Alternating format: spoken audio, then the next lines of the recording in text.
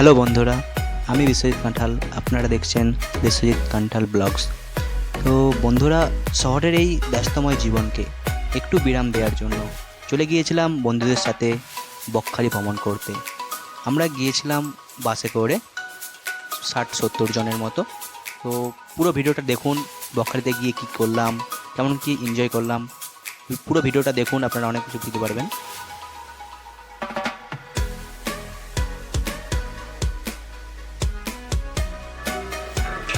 Hello বন্ধুরা, চলে এসেছি আমরা বকখালি। তো আমাদের বাস এখানে দাঁড়িয়ে আছে, আমরা চলে এসেছি সামনে। এবারে আমরা যাব রুম দেখার জন্য, সামনে কোনো ভালো রুম আছে কিনা।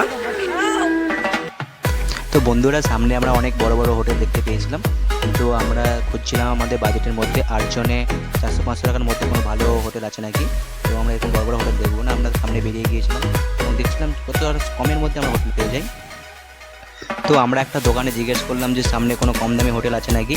তো একজন বললো যে সামনে হংসরাজ বলে একটা হোটেল আছে, যেটার বাজেট অনেকটাই কম। তো আমরা সেখানেই যাচ্ছি এখন। দেখা যায় হংসরাজে গিয়ে হোটেলের দাম কত বলে, কেমন কী বলে, আমাদের জানাবো ভেতরে গিয়ে।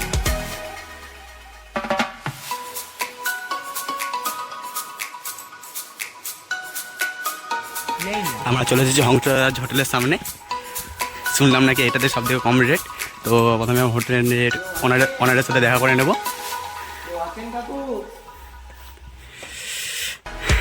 কাকু তো হোটেলের মালিকের সাথে কথা বলে আমরা রুমটি নিয়ে নিয়েছি। আমাদের 500 টাকা নিয়েছে একদিনের জন্য। আমরা 8 জন আছি, 8 জনে 500 টাকা নিয়েছে। তো তোমাদেরকে প্রথমে রুমটা দেখিয়ে দেবো কেমন কি রুমটা আছে। দেখছো অনেকটাই বড় রুমটা। ভিতরে আমাদের সমস্ত বন্ধুরা সবাই শুয়ে পড়েছে, সবাই খুবই ক্লান্ত হয়ে গিয়েছিল ওই জন্য। তো রুমটা ভালো করে আপনাদের দেখিয়ে দেবো একবার ভালো করে। তো বন্ধুরা, আপনাদের একটু ভালোভাবে রুমটা দেখিয়ে দিচ্ছি। রুমটা খুব বড়ও না, খুব ছোটও না, মিডিয়াম সাইজের মধ্যে।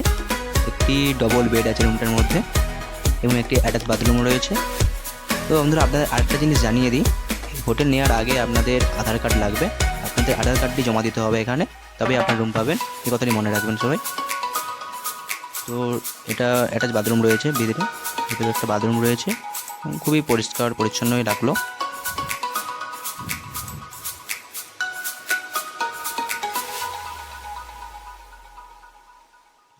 বন্ধুরা, আমরা হোটেলের মধ্যে একটু রেস্ট নেওয়ার পর ফ্রেশ হয়ে বেরিয়ে পড়ছি লেকটা দেখার জন্য। সামনে কতটা দূরে লেকটা আছে আমরা জানি। তো বন্ধুরা, এখন আমরা বেরিয়ে পড়েছি লেকটা দেখার জন্য। লেকটা কতটা দূরে দেখবো, এবারে যাব। তো পেছনে সবাই চলে এসেছে আমাদের সাঙ্গ বাঙ্গুরা।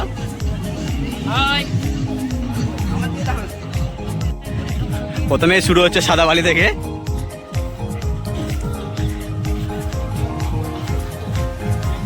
এই সাইডেও অনেক মানুষ পিকনিক করছে।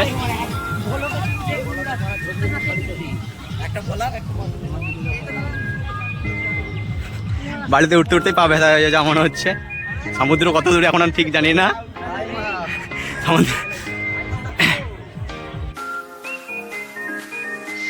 ধরে আমরা এমন জায়গায় চলে এসেছি যেন মনে হচ্ছে শুধু আমরা বাড়ির মধ্যেই হাঁটছি। চারিদিকে সামনে সমুদ্র না মনে হয়ে যেন মনে হচ্ছে আমরা মরুভূমিতে চলে এসেছি, শুধু সামনে বালি আর বালি। আপনারা দীঘার মতো সামনাসামনি জল পাবেন না, এখানে অনেকটাই হেঁটে যেতে হবে জল দেখার জন্য, মানে সমুদ্রের ঢেউ দেখার জন্য অনেকটাই হেঁটে যেতে হবে। তো আমরা এখন হাঁটতে চলেছি, দেখা যাক কতটা হাঁটতে হয়। তো প্রথমে মনে হয়েছিল যে আমরা সামনেই জল হবে, কিন্তু না, সামনে জল নেই, অনেকটাই হেঁটে যেতে হবে, তারপরে আমরা জলের দেখা পাবো, অর্থাৎ সমুদ্রের ঢেউয়ের দেখা পাবো। অনেকটা হাঁটার পরে সামনে একটা জল দেখতে পেয়েছি, কিন্তু এটা তো সমুদ্র না, এটা তো খালের মতো লাগছে।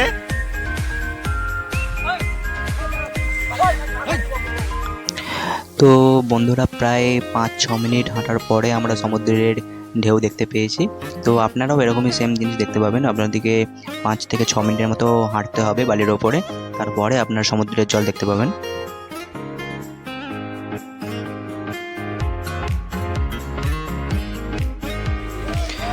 বন্ধুরা, আপনারা এখানে দেখতে পাবেন যে আপনার দীঘা বা পুরীর মতো এখানে ভিড় অতটা খুব বেশি হয় না, খুবই নিরিবিলির মধ্যে এখানে লোক খুবই কম আসে এবং এখানে জলও খুব পরিষ্কার। এখন জানুয়ারি সিজন বলে লোক একটু বেশি, মানে অন্য সময় এখানে খুব বেশি লোক হয় না। আপনারা দেখতে পারেন খুবই অল্প মানুষই এখানে উপস্থিত হয়েছে এবং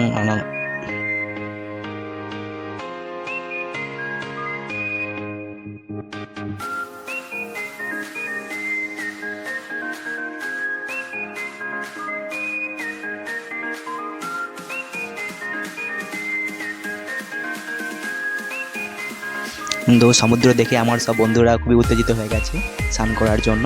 তো ওরা খুবই আনন্দিত হয়ে ছুটে চলেছে সমুদ্রের দিকে স্নান করার জন্য। ওরা খুবই আনন্দ উপভোগ করছে, খুবই এনজয় করছে। তো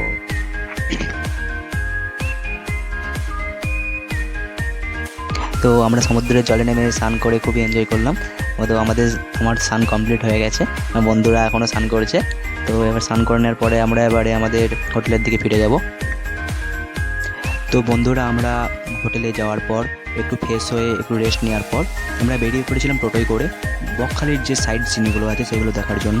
তো একটি টোটোতে নিচ্ছে 400 টাকা, আমরা 4 জন আছি।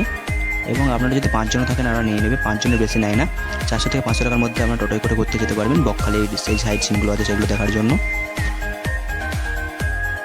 তো আমার সাথে এখানে রয়েছে শুভজিৎ, আর এইদিকে রয়েছে সমর, এবং এইদিকে রয়েছে সম্রাট। তো আমরা 3 জন, আমি 4 জন মিলে যাচ্ছি সাইড সিনগুলো দেখার জন্য। তো আমরা চলে এসেছি বকখালি ইকো পার্কে। এটা হচ্ছে কাউন্টার, 20 টাকা করে টিকিট। সব ফাঁকা হয়ে গেছে, সব ফাঁকা।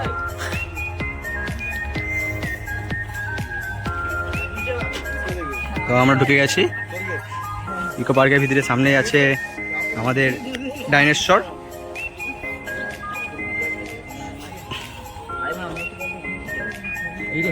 এখানে একটা জিনিস দেখতে পাওয়া যাচ্ছে, বায়ুকল। ডান্ডি আবার ভেঙে গেছে। ওইদিকে যা বারণ।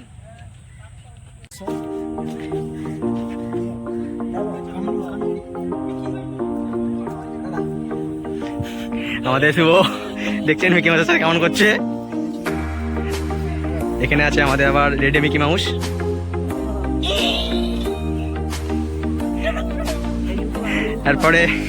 তারপরে আছে আমাদের ছোটা ভীম।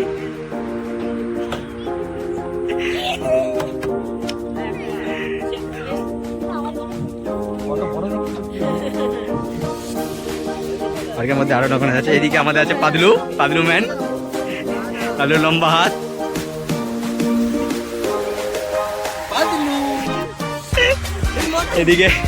এদিকে আছে আমাদের মোটু ভাই।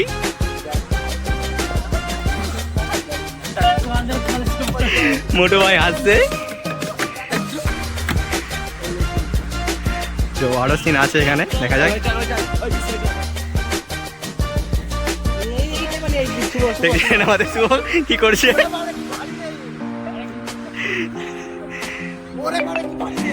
পার্কের মধ্যে তেমন কিছু নেই, আমাদের 20 টাকা করে দিয়ে পুরো ফালতু গেল।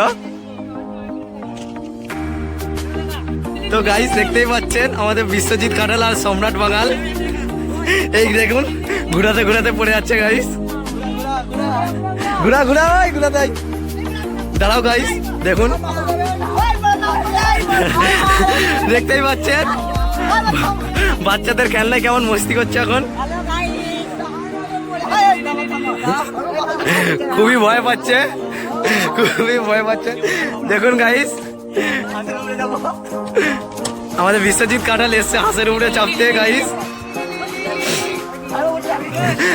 বিশ্বজিৎ কাঁঠাল উঠতে পারছেন।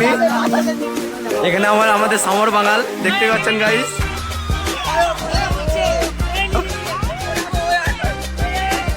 দেখতেই পাচ্ছেন বাচ্চাদের মতো কেমন মজা করছে। এইদিকে দেখুন আবার গাইস, আরে পড়ে যাবি যে। হ্যালো গাইস, দেখতেই পাচ্ছেন আপনারা 20 টাকা নিয়েছে পার্কে ঢোকার জন্য। সেই 20 টাকা শোধ করতে আমাদের সব লুচ্চাগুনা এখন লুচ্চাগিরি করছে।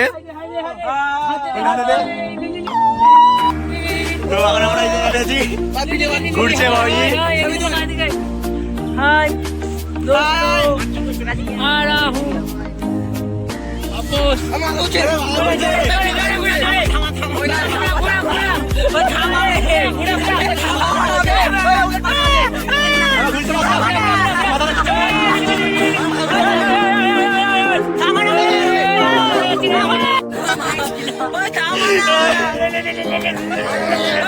আমরা বাগানে কি অবস্থা হচ্ছে দেখে গেছে। তো বন্ধুরা এবার আমাদের কিছু ফটোশুট হবে। পার্কের ভিতরে একটু ফটোশ্যুট করে নেবো আমরা ছোট করে। দেখতে পাচ্ছেন বাচ্চা ছানাগুলো কি করছে।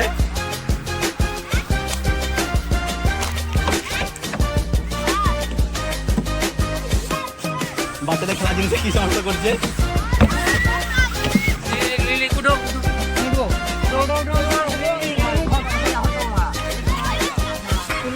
তো বকখালিতে দিনটা কাটানোর পরে আমরা আবার বাসে করে রাতের বেলায় বাড়ি ফিরে এসেছিলাম। বাসের মধ্যে সবাই খুব ক্লান্ত হয়ে গিয়েছিল, তো সবাই আর কিছু বলেনি।